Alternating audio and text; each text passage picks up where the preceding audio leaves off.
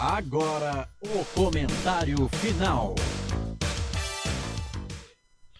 Legal, Marcelo. Ponte Preta empatou com a equipe do Santos na Vila Belmiro pelo placar de 2-2. Para você que está com a gente no YouTube, né, nesse recorte para o YouTube, transmitimos o empate da Ponte 2-2. Jogo completamente maluco. No primeiro tempo a Ponte não jogou nada. A mesma Ponte de Ponte Preta e Operário, mesma Ponte da Ponte do jogo contra o Amazonas. Um time totalmente perdido e desconfigurado em campo.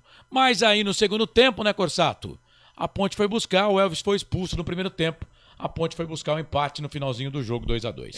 A Ponte no primeiro tempo péssima. O Elvis foi expulso no finalzinho do primeiro tempo. Aí vem pro segundo tempo, a Ponte Preta melhora com um jogador a menos, empata o jogo e por pouco não vence, porque quando o Santos sofre o segundo gol, sente o baque, a Ponte poderia ter feito uma vitória épica na Vila Belmiro. O melhor em campo?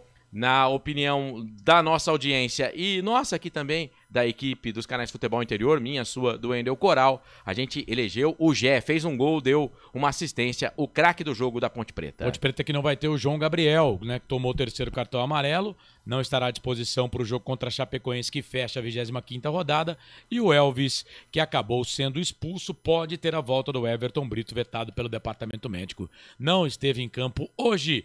Ponte 2, Santos 2, transmitimos aqui nos canais Futebol Interior.